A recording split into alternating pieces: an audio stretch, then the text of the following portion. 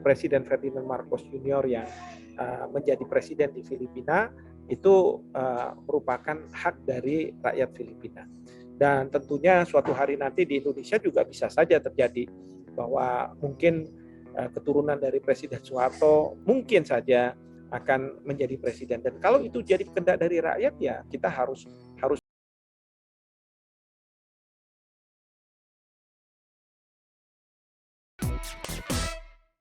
Halo Sobat Medcom, senang sekali saya Alfa Mandalika kembali hadir menjumpai Anda di Newsmaker Medcom.id, obrolan hangat one on one. Pekan ini Filipina baru saja menggelar pemilihan presiden. Sangat mengejutkan, anak kandung mantan Presiden Ferdinand Marcos, yaitu Ferdinand Marcos Junior, menang dalam Pilpres Filipina. Dunia mengenal mendiang Ferdinand Marcos sebagai pemimpin yang diktator, yang menggunakan segala cara untuk menang dalam 5 kali pemilu di Filipina. Presiden Marcos juga diketahui korupsi dalam jumlah yang luar biasa dan bisa hidup mewah bersama istrinya Imelda Marcos. Nah, apa arti kemenangan anak Marcos dalam Pilpres di Filipina ini? Dan akankah kembalinya dinasti politik lama di Filipina ini akan menular di negara lain di ASEAN, termasuk Indonesia? Newsmaker pekan ini mengundang Guru Besar Hukum Internasional Universitas Indonesia, yang juga Rektor Universitas Jenderal Ahmad Yani, Profesor Hikmahanto Juwana, yang sudah bergabung bersama kami melalui Zoom. Selamat sore, Prof. Selamat sore, Mas Alfa. Terima kasih, Prof, atas waktunya. Terima kasih, sama-sama. Baik, Prof. Ferdinand Marcos Junior alias Bongbong menang nih, Prof, dalam Pilpres Filipina pekan ini. Nah, sebagai anak kandung Presiden Marcos yang oleh dunia dianggap sebagai diktator dan koruptor yang membuat Filipina miskin di era 1965 hingga 1986, apakah kemenangan Marcos Junior ini mengejutkan, Prof? Atau seperti apa di mata Anda, Prof? Jadi ada beberapa hal yang perlu kita simak dari hasil pemilu di Filipina. Ada paling tidak 3 hal. Pertama adalah bagaimana sikap masyarakat di Filipina. Saya merasa bahwa sikap masyarakat ini bisa dibagi menjadi 2. Masyarakat yang berasal dari generasi lama dengan masyarakat dari generasi baru. Nah, yang generasi baru ini mungkin mereka tidak merasakan kediktatoran dari Presiden Ferdinand Marcos Senior. Sehingga mereka melihat bahwa dengan mungkin berbagai tantangan yang dihadapi oleh Filipina sekarang, mungkin mereka memang merasakan butuh seorang figur yang seperti Presiden Ferdinand Marcos Senior, yang otoriter, yang tegas, yang tidak mau mendengar kritik dari masyarakat, sehingga mereka tentu berharap bahwa dengan terpilihnya putra beliau, maka Filipina akan kembali ke masa kejayaan. Yang kedua adalah kita harus pahami bahwa di Filipina juga ada masyarakat yang merasa bahwa Marcos itu telah memberikan kebaikan bagi Filipina. Ya. Meskipun mereka otoriter, ya, tetapi bisa tanda kutip mungkin memberikan kesejahteraan bagi sebagian rakyat. Tentu ini tidak dirasakan oleh mereka-mereka yang mengalami kediktatoran dari Presiden Marcos, terutama keluarga-keluarganya yang merasa mungkin sakit hati. Nah, tetapi terlepas dari itu, ternyata mereka yang merasakan kehadiran Presiden Marcos untuk diulang kembali, ternyata memang jumlahnya signifikan. Buktinya terhadap anak atau putranya Ferdinand Marcos ini terpilih kembali. Dan yang terakhir, yang ketiga, adalah mungkin saja masyarakat Filipina melihat figur Ferdinand Marcos Junior. Jadi terlepas dari apa yang dilakukan oleh ayahnya, mungkin saja Ferdinand Marcos Junior ini, karena beliau pernah juga jadi gubernur, dan sebelum ini kan menjadi senator, mungkin memberikan hal-hal positif bagi rakyat Filipina yang kemudian akhirnya terpilih beliau menjadi presiden di Filipina. Namun demikian, kita tidak bisa menafikan ya bahwa sangkaan-sangkaan di Filipina yang mengatakan bahwa pemilu ini tidak dijalankan secara fair. Ya. Itu mungkin saja bisa terjadi. ya. Apalagi kalau misalnya memang Ferdinand Marcos Junior mempunyai uang yang sangat luar biasa banyak yang bisa melakukan pemilihan umum ini secara tidak fair ini. Nah, ini juga kita tidak bisa nafikan, tapi terus terang ini bukan urusan bagi Indonesia, tapi urusan dari rakyat Filipina dan otoritas di Filipina. Demikian. Oke, baik Prof. Nah, apakah kemenangan Marcos Junior ini juga bisa diartikan bahwa rakyat Filipina sudah memaafkan keluarga Marcos? Ya, Prof. Ya, sebenarnya sih bukan dalam konteks memaafkan. Ya. Mungkin bagi mereka-mereka yang tertindas, bisa saja mereka tidak memaafkan. Tetapi biasa, kalau misalnya pergantian generasi yang baru cenderung lupa terhadap apa yang terjadi di masa lampau. Itu yang pertama. Yang kedua adalah mungkin saja dengan era sekarang yang mungkin di Filipina sangat demokratis gitu ya, yang tidak memberikan kesejahteraan, lalu kemudian menjadi pemicu bagi rakyat di Filipina untuk memilih pemimpin yang ya seperti pada waktu Ferdinand Marcos Senior berkuasa. Nah, ini yang dilihat dari putranya. Jadi bisa saja berbagai macam faktor yang menjadi alasan kenapa Ferdinand Marcos Junior itu dipilih menjadi seorang presiden. Nah, Prof, analisis lokal di Filipina menilai kemenangan Marcos Junior ini juga karena rakyat Filipina merasa semakin miskin akibat demokrasi. Sehingga kampanye anak kandung Marcos yang menjanjikan kemakmuran begitu memikat nih, Prof. Nah, Prof, dalam perspektif global, apakah sentimen negatif terhadap demokrasi saat kemiskinan menguat itu juga bisa terjadi di negara manapun di dunia ya, Prof? Ya, ini bisa saja terjadi dimanapun di dunia, terutama sekali di negara berkembang yang mereka terus melakukan, ya menurut saya eksperimen di mana pemerintahnya itu sangat otoriter, eksperimen di mana pemerintahnya itu sangat demokratis, rakyatnya sangat demokratis, dan mereka melihat hasilnya seperti apa. Mungkin saja mereka menganggap bahwa di masa pemerintahan yang sangat otoriter justru memberikan kesejahteraan, dan mereka bisa merujuk pada misalnya Cina. Di Cina itu kan partai politik cuma hanya satu, partai komunis, tetapi bisa memberikan kesejahteraan bagi mereka. Nah, di India demokrasi berjalan dengan sangat luar biasa, tetapi tidak memberikan kesejahteraan. Lalu di negara seperti Indonesia, mungkin juga seperti Filipina, dari waktu ke waktu presiden berganti, ada yang demokratis, ada yang tidak demokratis, dan di situ rakyat menilai, ya. Pada masa demokratis, mungkin orang bertanya-tanya, kenapa selalu berdebat dan seolah-olah melupakan rakyat. Sementara di masa yang sangat otoriter, itu pemerintah sangat decisive, sangat mengambil keputusan yang sangat firm, dan pokoknya tidak melihat kanan dan kiri, dia akan melaksanakan apa yang seharusnya dilaksanakan untuk kesejahteraan. Cuman memang di antara itu ada penyimpangan-penyimpangan. Nah, penyimpangan-penyimpangan ini yang akhirnya ditolerir kalau misalnya ada kesejahteraan. Nah, mungkin itu yang menjadi faktor mengapa di Filipina, yang sebagaimana diamati oleh para pengamat di Filipina, mengatakan bahwa ya otoriter itu yang mungkin dikehendaki oleh rakyat pada masa sekarang setelah mereka melihat proses demokrasi yang tidak memberikan kesejahteraan bagi mereka.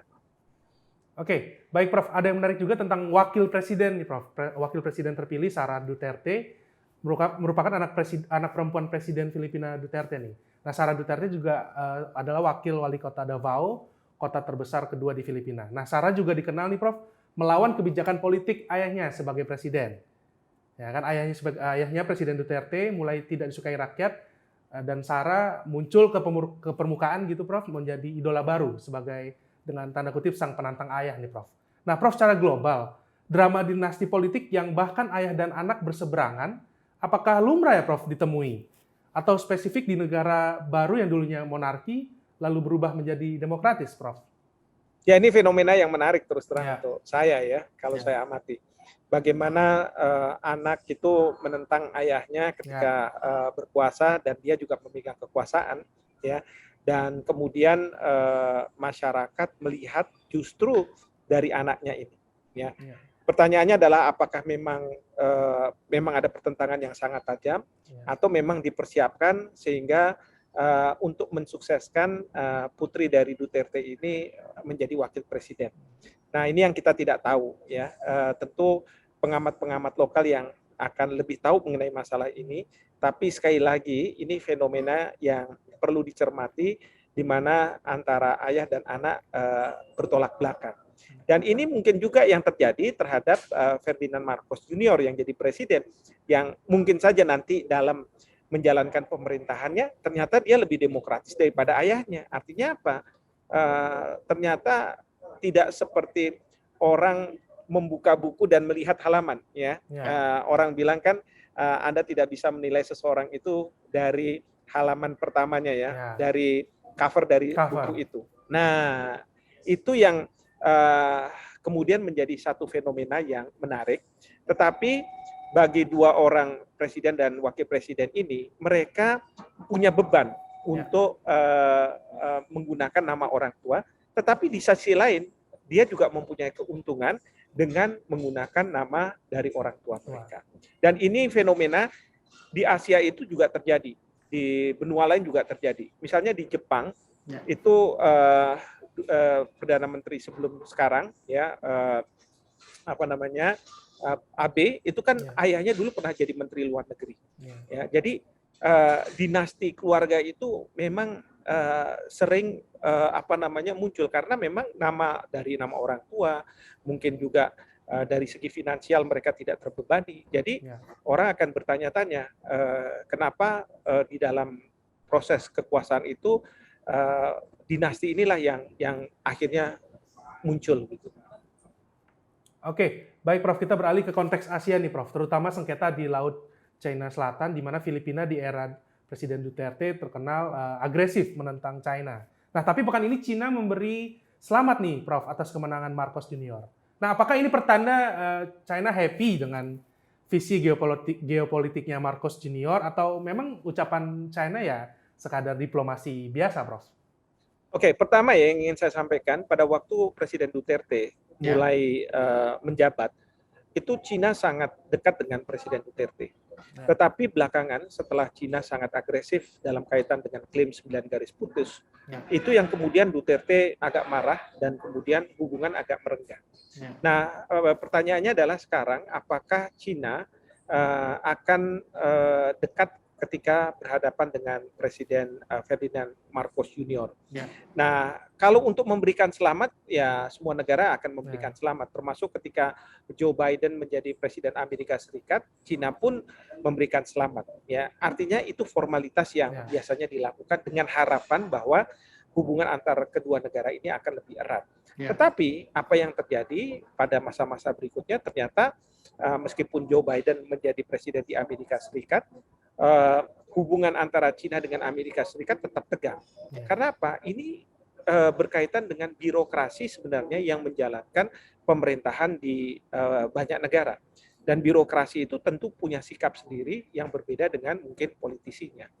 Nah, dalam konteks Cina memberikan selamat kepada Presiden Ferdinand Marcos Junior, ini kita harus lihat. Ya, harus kita lihat ke nantinya apakah memang nantinya akan ada kerjasama yang baik, terutama kaitan dengan 9 garis putus, atau Ferdinand Marcos Junior juga akan sama seperti Duterte yang akan berhadapan-hadapan dengan Cina, ya, terutama sekali karena birokrasi di Filipina walaupun presidennya sudah ganti, tapi kan birokrasinya tidak berganti, masih tetap, ya, sehingga mereka akan memberikan feeding, memberikan masukan kepada Presiden Ferdinand Marcos Junior bagaimana bersikap ke Cina. Nah, seperti itu. Oke, baik Prof. Nah, dalam kampanyenya Marcos Junior pernah mengatakan akan memilih perjanjian dengan China daripada konflik terbuka nih, Prof. Nah, Marcos dinilai lebih condong ke China dan tidak segarang Presiden Duterte melawan China. Nah, apakah bisa dikatakan kemenangan Marcos ini sebagai sinyal yang bagus bagi China nih, Prof?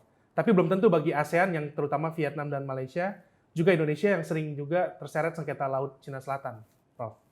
Ya, bisa jadi ini hal yang positif di mata Cina ya. Karena seperti tadi dalam kampanye dikatakan bahwa lebih baik kita tanda kutip memang punya konflik, tapi kita menyelesaikan dengan baik lah secara damai ketimbang kita harus berhadapan-hadapan. Tapi perlu diingat, itu juga yang dikatakan oleh Duterte pada awal-awal pemerintahannya. Bahkan saya masih ingat ketika Filipina di bawah Presiden Aquino memasukkan ke Permanent Court of Arbitration dan kemudian memenangkan, ya, memenangkan ini pada waktu Presiden Duterte. Itu Presiden Duterte mengatakan bahwa kita tidak akan all out dalam keputusan yang sudah dibuat yang memenangkan Filipina itu. Tetapi kita akan mencoba bernegosiasi dengan baik dengan Cina. Itu di awal-awal seperti itu. Tapi belakangan karena ada agresivitas dari Cina, kemudian Presiden Duterte berbalik. Nah, ini juga kita harus lihat pada waktu sekarang ini mungkin sebagai kampanye Presiden Ferdinand Marcos Junior mengatakan kita akan bersahabatlah dengan Cina. Mungkin juga saya tidak tahu ya benar atau tidak, Cina juga ikut memberikan funding juga untuk, padahal ini kan nggak boleh secara internet, tapi harus secara diam-diam untuk kemenangan dari Ferdinand Marcos Junior dengan harapan tadi bisa melakukan hubungan yang baik. Tapi ketika beliau berkuasa, pertanyaannya adalah apakah birokrasi akan setuju dengan janji kampanye? Apakah rakyat di Filipina setuju dengan janji kampanye? Ya, karena mereka ini menjadi faktor yang membuat Duterte itu berubah ketika Duterte kemarin ini masih berkuasa. Nah, ini juga kemungkinan besar juga terjadi pada Presiden Ferdinand Marcos Junior. Oke, Prof. Di luar isu Laut Cina Selatan nih, Prof, kalau dalam konteks internal ASEAN, apakah kemenangan Marcos Junior ini akan berdampak pada stabilitas kawasan ASEAN nih, Prof? Sebab Marcos Junior ini kan didukung partai berkuasa di Filipina, yaitu Partai Demokrasi Filipina Laban yang digawangi Presiden Duterte. Nah, seperti apa pandangan Prof melihatnya? Ya, kalau dari sisi ASEAN, tentu kita tidak bisa banyak intervensi terhadap apa yang terjadi di dalam suatu negara, ya, karena kita di ASEAN berdasarkan piagam ASEAN itu pasal 2 ada prinsip non intervensi. Jadi kita tidak akan melakukan intervensi. Siapapun yang menjadi pimpinan dari suatu negara di ASEAN, maka kita harus hormati dan tentu kita berharap bisa berhubungan dengan baik dengan pemimpin tersebut. Dan ini yang kita harapkan nantinya Presiden Ferdinand Marcos Junior ini akan melakukan hubungan yang positif bagi kemajuan bagi ASEAN. Saya berharap nanti mungkin presiden baru akan berkunjung ke sejumlah negara ASEAN termasuk Indonesia untuk memaparkan visi misi beliau, lalu bagaimana beliau bisa berkontribusi untuk kemajuan ASEAN dan seterusnya dan seterusnya. Jadi saya rasa ASEAN kita tidak akan terlalu jauh dan dalam mengintervensi yang memastikan bahwa siapapun yang jadi presiden di Filipina akan mendukung ASEAN atau apa. Nah, kita harus lihat ke depannya seperti apa. Tapi kita juga perlu ingatkan bahwa Presiden Ferdinand Marcos adalah salah seorang tokoh di samping tokoh-tokoh ASEAN lainnya yang mencetuskan keberadaan dari ASEAN. Dan oleh karena itu sebagai penerus dari ayahnya, kita berharap bahwa Ferdinand Marcos Junior dia akan meneruskan cita-cita dari ASEAN. Oke, Prof. Kalau kita lihat saat Pilpres nih, Prof, Filipina dilanda beberapa kerusuhan dan beberapa ada korban yang meninggal. Nah, setelah Marcos Junior menang pun, demonstrasi besar tetap terjadi menolak kembalinya dinasti Marcos nih. Nah, apakah ketegangan-ketegangan kemenangan Marcos Junior ini akan terus terjadi ya, Prof ya? Atau akan reda dengan sendirinya? Ya, ini berpulang pada Presiden Ferdinand Marcos Junior sendiri. Ya, ketika nanti sudah dilantik dan kemudian menjadi presiden yang resmi, pertanyaannya adalah apakah dia akan menjadi presiden bagi semua rakyat Filipina dan bagaimana beliau merajut kembali persatuan dan kesatuan di Filipina. Ini yang dilakukan juga oleh Presiden Joe Biden. Ya, kita tahu di Amerika Serikat masyarakatnya terbelah sangat tajam dan seringkali menggunakan kekerasan. Dan Presiden Joe Biden ketika dilantik menjadi presiden, beliau mengatakan bahwa saya menjadi presiden untuk semua rakyat Amerika Serikat, baik yang mendukung saya maupun yang tidak mendukung saya. Tapi sekarang menjadi kritikan karena Presiden Joe Biden ya lebih sangat demokrat daripada mementingkan semua rakyat Amerika Serikat karena pernyataan-pernyataannya yang menyerang Partai Republik. Nah, disitulah kemudian ada pertanyaan apakah Presiden Biden ini sebenarnya untuk rakyat Amerika atau tidak. Demikian juga dengan Presiden Ferdinand Marcos Junior. Yang menjadi tantangan terbesar bagi beliau adalah bagaimana meredam ya demo-demo yang ada di dalam masyarakat. Bagaimana mendapatkan legitimasi dari mereka-mereka yang tidak mendukung Presiden Ferdinand Marcos Junior dan bagaimana supaya rakyat di Filipina tidak terbelah. Itu menjadi tantangan yang sangat real yang ada di depan mata yang harus diselesaikan oleh Ferdinand Marcos Junior ya sebelum beliau bisa menjalankan berbagai program-program yang sudah dikampanyekan oleh beliau. Demikian.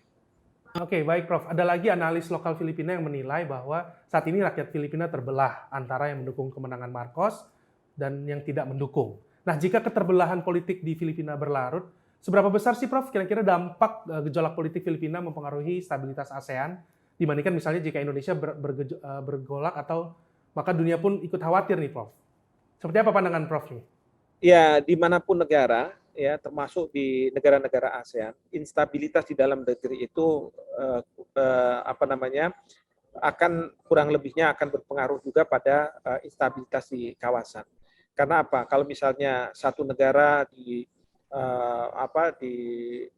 diwarnai dengan pergolakan-pergolakan dan lain sebagainya, ini akan berdampak kalau misalnya salah satu pihak mendapatkan dukungan dari negara lain dan lain sebagainya. Nah, oleh karena itu sebenarnya kita di ASEAN kita harus bisa mendorong agar Presiden Ferdinand Marcos Junior itu bisa menyelesaikan permasalahan di dalam negeri. Dan kita tentu menghormati proses pemilihan ini karena itu didasarkan pada konstitusi yang berlaku di Filipina sampai dengan adanya pembuktian-pembuktian lain di lembaga peradilan yang mengatakan bahwa pemilihan ini tidak fair dan lain sebagainya. Tapi sampai sebelum itu ada, ya tentu negara-negara harus menghormati dan kita mendorong agar Presiden Ferdinand Marcos Junior diberikan kekuatan untuk bisa menangani berbagai permasalahan yang ada di Filipina. Oke, baik Prof. Untuk terakhir nih Prof, silakan untuk closing statement. Bagaimana tanggapan Prof Hik kemenangan Marcos Junior ini bagi stabilitas Asia atau khususnya di ASEAN, Prof? Silakan.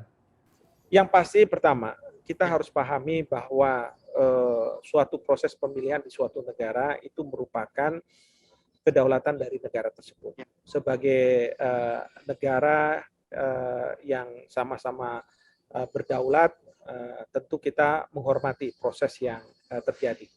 Dan proses ini proses yang konstitusional dan seperti saya katakan kecuali nanti di Filipina sendiri di lembaga peradilan menentukan lain. Kedua, kita harus pahami apa yang diinginkan oleh rakyat. Dan apa yang diinginkan oleh rakyat bahwa ingin Presiden Ferdinand Marcos Junior yang menjadi presiden di Filipina itu merupakan hak dari rakyat Filipina. Dan tentunya suatu hari nanti di Indonesia juga bisa saja terjadi bahwa mungkin keturunan dari Presiden Soeharto mungkin saja akan menjadi presiden. Dan kalau itu jadi kehendak dari rakyat, ya kita harus terima kenyataan seperti itu. Karena inilah yang namanya politik dan kita harus bisa menghormati dan belajar dewasa dalam berpolitik di mana siapapun bisa saja menjadi pemimpin sepanjang memang didukung oleh rakyat. Dan yang ketiga yang kita harapkan apapun masalah yang dihadapi oleh Filipina saat sekarang, ya mungkin sebagian rakyat tidak setuju dengan kemenangan dari Ferdinand Marcos Junior ini, kita berharap tidak akan berimbas pada stabilitas di kawasan. Ya. Kita berharap bahwa apa yang terjadi adalah suatu proses demokrasi yang kita harus hormati dan kita memastikan negara-negara di ASEAN bisa berhubungan dengan baik dengan Filipina. Saya rasa itu hal-hal yang penting dan tentu kita juga nanti akan cermati bagaimana Filipina berhubungan dengan Cina, Filipina berhubungan dengan Amerika Serikat, apakah ada implikasinya terhadap ASEAN dan apakah ada implikasinya terhadap Indonesia dan bagaimana nantinya kita akan bersikap. Seperti itu. Oke, baik. Terima kasih Prof. Hikmahanto Juwana atas diskusi sore ini, Prof. Sehat-sehat selalu, Prof. Baik, terima kasih Mas Alfa. Sehat-sehat selalu juga. Ya, demikian Newsmaker pekan ini. Kita akan berjumpa pekan depan dengan topik dan narasumber menarik lainnya. Saya Alfa Mandalika pamit. Sampai jumpa.